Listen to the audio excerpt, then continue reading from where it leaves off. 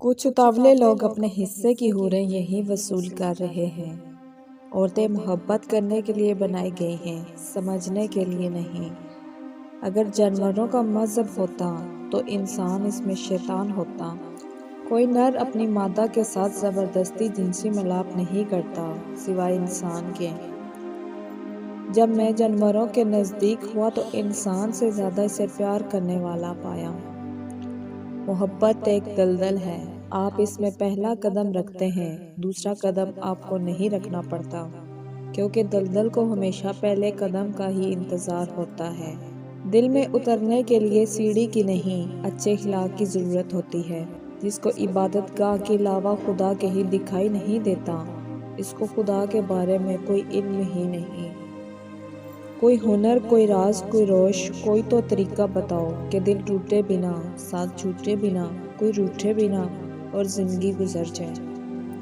لوگ چھوڑ کر نہیں جاتے، دھتکار کر جاتے ہیں۔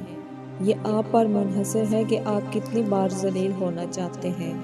اگر مرد کسی عورت کی دو کمزوریاں یعنی دولت اور محبت پکڑ لے تو بہت آسانی سے عورت سے اپنی ہر بات منوا سکتا ہے۔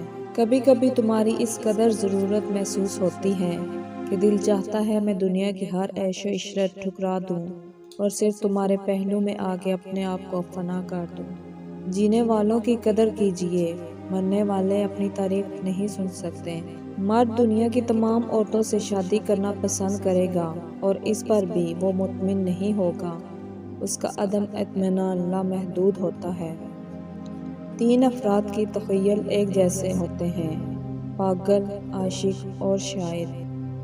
دنیا کا سب سے بڑا جھوٹ یہ ہے کہ میں تمہاری تکلیف کو سمجھ سکتا ہوں۔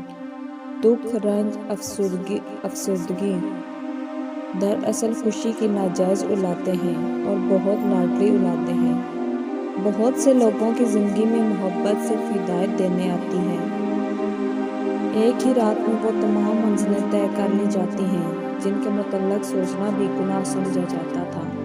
شادی کے دوسرے روز ہی وہ مرد جس کو برا بھلا کہا جاتا تھا عزیز ترین رفیق بن جاتا ہے۔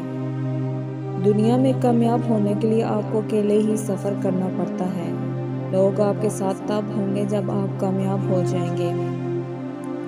عورت کو وہ مرد بہت زیادہ پسند ہوتا ہے جو میچور اور عقل مند ہو، جو زندگی کے معاملے میں اس کا ساتھ دے، کیونکہ نادان اور چنچل مزاج تو وہ خود بھی ہوتی ہے۔